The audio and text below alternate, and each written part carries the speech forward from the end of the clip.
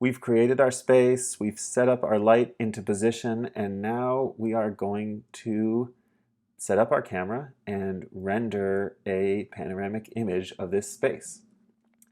The first thing we will do is add a camera to our space. And to do that, I'm actually going to leave material mode just so I can see what I'm doing. I'm actually going to switch to wireframe mode. So we can see our room, we can see our light. I'm going to press Shift A, and then I'm going to select camera. Having selected that, you can see that the camera has a default orientation here. I'm going to set the X orientation to 90, the Y orientation to 0, and the Z orientation to 0 as well. Now that that is in place, I'm just going to hit the G key. I can move my camera around, and I will hit Z, so I'm only moving it on the Z axis, and I'm just going to line it up. I can keep my view straight from the side, so it's kind of at my viewing height, whatever I want to set it. If I want to make this room look like enormous pictures hanging really high up in the air, I can put my camera way down here. I'm just going to go have it a little bit higher than center. It's just kind of a convention there. Now you can see that this camera has this kind of cool pyramid shape to it. That is the perspective at which it sees. And there's all sorts of amazing adjustments you can do here, and we're not going to go over any of them now because we're making a purely panoramic image. So the next thing I'm going to do is switch to render view.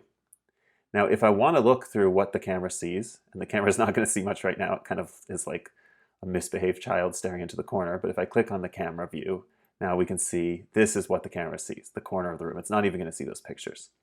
Now just by tracking on the trackpad or pressing middle on the mouse, I can scroll away and immediately leave camera view. So just having this set to render view, I can see that this light is way too bright. I can also see that while the floor is reflecting the light source, it's not reflecting the pictures yet. And that's because we're using a less sophisticated but much faster rendering engine.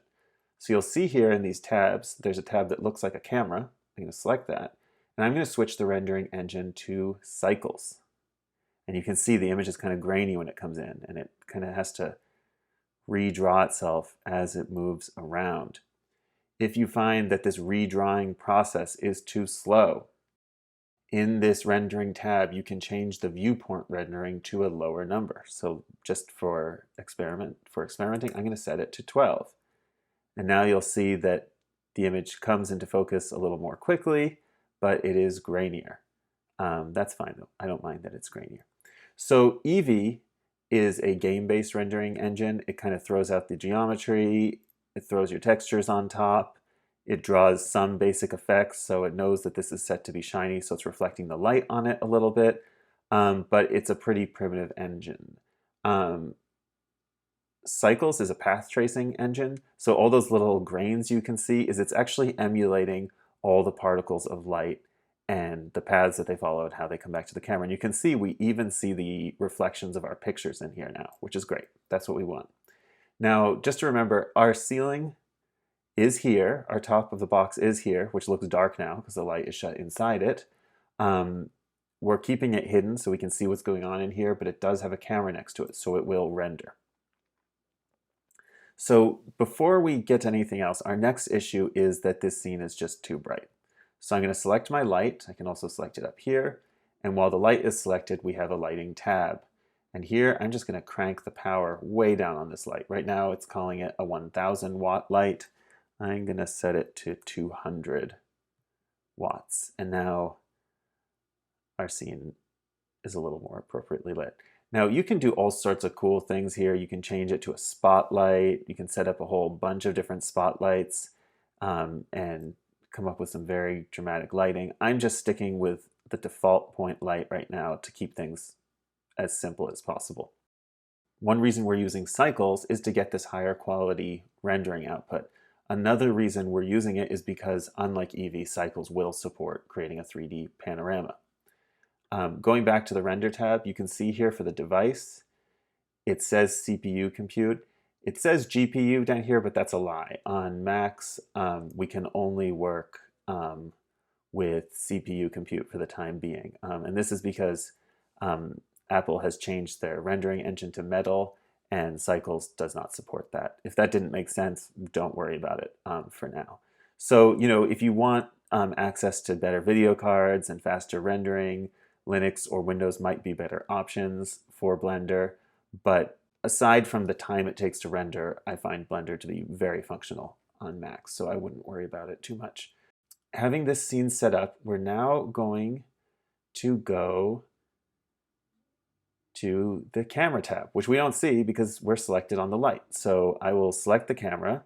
Sometimes it can be hard to click because it has this kind of skeletal geometry, so we can click it on the layer as well. And I'll click the camera tab. I also want to see what the camera is seeing, so I'm going to click on the camera view. Now, if I really wanted to look at something else, I can press R, just like any object, and start rotating the camera around. This looks funny, but if I press Z to rotate on the Z-axis, you can see I can actually look around with the camera. But honestly, this doesn't matter. We don't need to reposition the camera, and for reasons that will be apparent in a moment. You can also change the focal length down here. But again, none of this is really going to make a difference because we're going to set the type here. We're going to change it from a perspective camera to a panoramic camera. So now it shows everything. Now this circular fisheye image could be used for some purposes, but what we want is a equirectangular panorama. So we're going to choose that option there, equirectangular. And now we have this beautiful infinity of distorted gallery spaces. So we're almost ready to save this image. The next stage is I will go to output, which is right under render. It's like this little printer option here. And I have a few settings to change here. First off, 3D panorama images, or 2D panorama images for that matter, VR panorama I should say, should have a 1:2 aspect ratio. We're going to stick with 1080 for the y-axis, for the vertical dimension, and we want the horizontal dimension to be twice that. And to do that, we can take advantage of the fact that every entry point in Blender has a calculator built in. So I'm just going to write 1080 asterisk for times 2, and then when I click away from that, it has set it to 2160. Now the next thing I'm going to turn on is stereoscopy, which is going to make our image 3D. Scrolling down, we have view formats. I don't want an individual view. I want stereo. So I'm going to click stereo 3D down here. And then anaglyph means it's set up for 3D glasses. We don't want that. We want top bottom is the option that we want to have here. And we don't want to hit squeezed frame. Going back to the render settings, we can see we've got some interesting settings here. Right now the render is set to 128 passes. That will create a relatively high quality image, but it will have a lot of noise. One way to reduce that noise is we can increase the rendering to 200 or 500 passes. A quicker way to do that is we can open this option denoising. And I'm going to set view render denoising, and I'm just going to go with the default setting there. Now if I turn on viewport denoising, you can see that that grain has gone from the viewport, but the image still doesn't look that great. And that's just because this is only rendering at 12 passes. So if I set that back to 32, and maybe go back in this mode, we'll see it's rendering in. It looks a little bit better. Viewport is the rendering that we see for navigation, and render is what it will actually output it as. I personally find that the viewport noise reduction is not helpful, so I'll turn that off and just accept the grain that's in there. But we will do noise reduction for our export. We're pretty much ready to go. So we will go to the render menu up here, and we will just select render image. You can also press F12 on your keyboard. Now, as this image is rendering, you'll notice that it's red. And the reason for that is the rendering preview, which is the image that comes up here, is set for 3D glasses by default. I find that helpful because I can see at a glance whether it's recording the left or right channel at any given moment. But if you want to see your image as it will really look, you can click on this glasses icon here, and you can see the proper render as it goes. So as this image is rendering, I can see right now, I'm not even halfway through, because this is just one of the two channels that's coming up here, that this is too bright. So I will just close this window, which will cancel the render. I will select my light. I'll go to the light menu, and I'm going to make this light even darker. Now, keep in mind with lighting, I'm also going to show the ceiling here so I can see what the ceiling looks like. The reason that my scene was so bright is I was not accounting for the white ceiling reflecting more light onto my scene. Now that the white ceiling is back, I see that this is still a little too bright. I'm actually going to click on top to select my ceiling. I'm going to go, click on top to select my ceiling. I'm going to go to material. I'm going to go to my base color, and I'm going to make my ceiling a little bit darker because it's just reflecting too much light back down. And you know, this isn't perfect, but I'll take it. This looks fine. So now I will go to the render option again and hit render image. Actually, I'm not going to do that, because before I'm going to do that, I'm going to do something that I should have done much earlier, which is I'm actually going to save my file. So I'll press Command S for save. I'll call it demo 360 and save. Now, if you want to send this file to your teacher or your colleague or anyone to look at it, they will get this Blender file and they will open it up and they will see no pictures in it.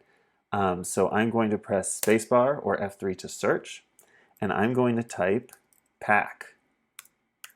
And now I have this option, pack all into Blender. And at the bottom corner, I can see it packed 5 files. And I will save again. Now my Blender file is larger, but it includes the pictures. So I can share it with someone who I'm working with, or I could create this file on, let's say a low-powered laptop, and then go to my place of work or my school and render it out at extremely high quality using a more powerful machine. So having saved my file, I'll go back to this render tab and I will select render image. So you can see I've got these 6 boxes moving around rendering the image. I'm going to turn off the 3D glasses mode so I can just see it appearing. There's 6 boxes because my computer has a 6-core i5 processor. If I had a 6-core i7 processor, I would see 12 boxes because i7 chips can put 2 processes through each core. If I have fewer cores, I see fewer boxes, and you kind of get the idea. And that's where the power of your computer will really have an impact on how fast this can render. Now, if you're using a Linux or Windows computer, you can actually render in cycles using your video card, which is typically much faster. That being said, this gets the job done.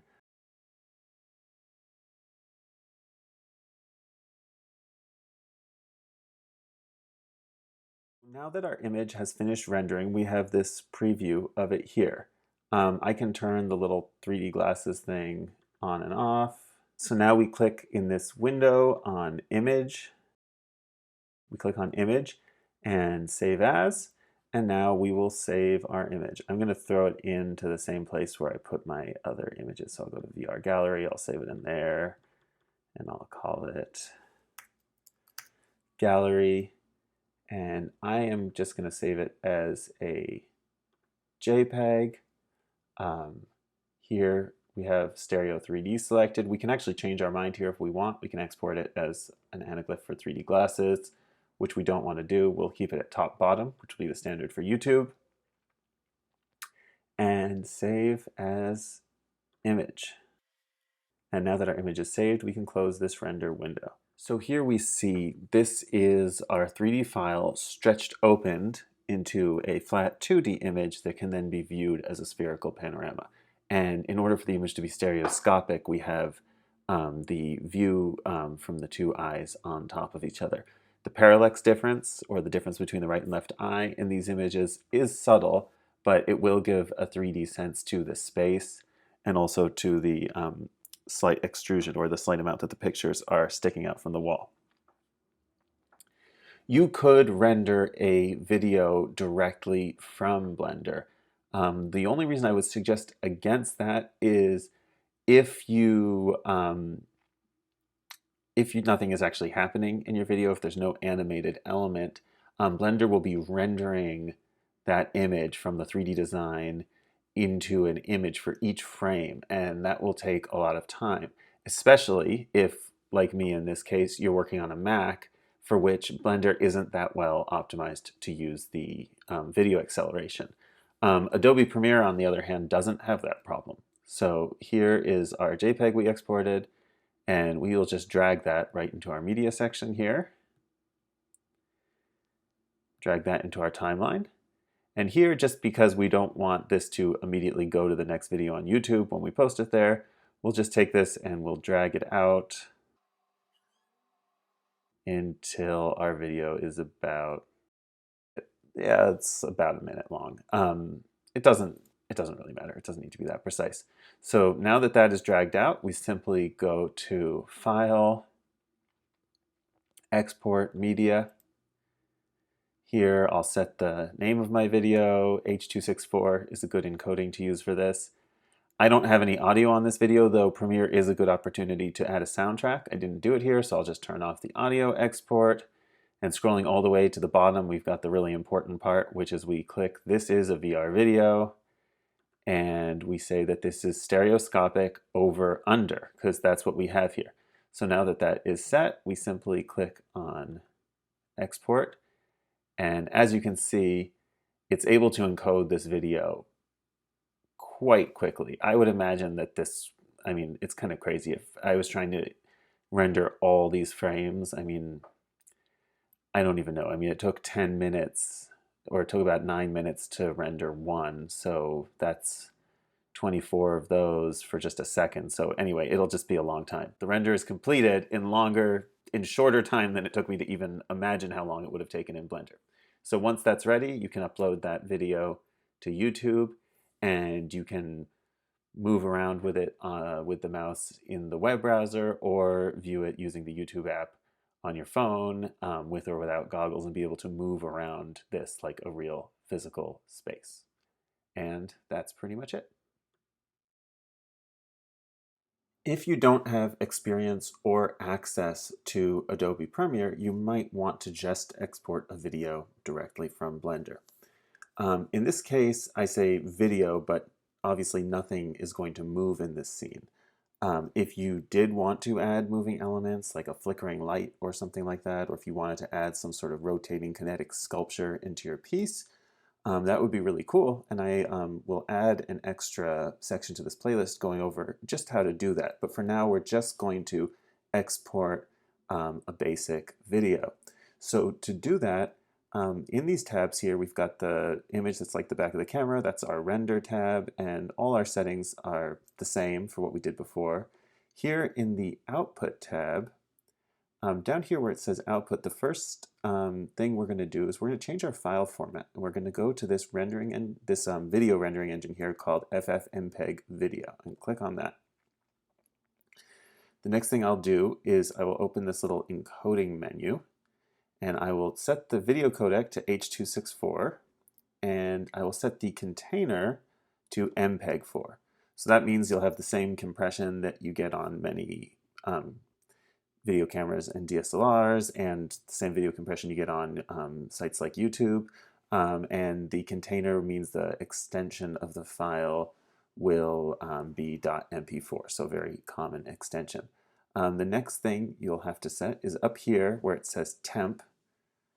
We'll click on this little folder here, and we will choose where to save our movie. I'm just going to put it in the movies folder, and I will set it to, I'll call it VR Gallery. Just hit accept there. So now we see that it's going to save it in my movies folder and call it VR Gallery. Now, we don't really see a duration for this video. Instead, we see frames. So here we have 250 frames at 24 frames a second. So that'll be about 10 seconds of video. that could be fine. You also might want to just export 1 second of video, so you could set it to 24 frames, whatever you like to do here. You can either take the strategy of just exporting the video at the length you want, or you could export a short video and use a free video editor, like Blender actually has a video editing function, to then stretch the video to be longer, so you're not rendering all those frames. So after you have made these settings here, you simply go to the Render tab, and instead of Render Image, you will click Render Animation. So here we can see, we're not going to watch this whole rendering process go, but it's gotten to work. It's rendering the first channel of the first frame. So this is going to take a while. As we can see on this machine, which granted is an underpowered machine for doing this, making half of my first frame, so just one channel of one frame in a 1 second video, took about 3 minutes, which means that to render 1 second of this video on this computer will take about 2 hours and 40 minutes, or I guess a little less than that, about 2.5 hours. Which doesn't seem like a good use of time to me, which is a reason I think that if you don't have movement, you're better off exporting an image or even a video with a single frame and extending that using a video editor. Because I don't want to wait for this render to go, I am just going to close this rendering window, and that will cancel the render operation.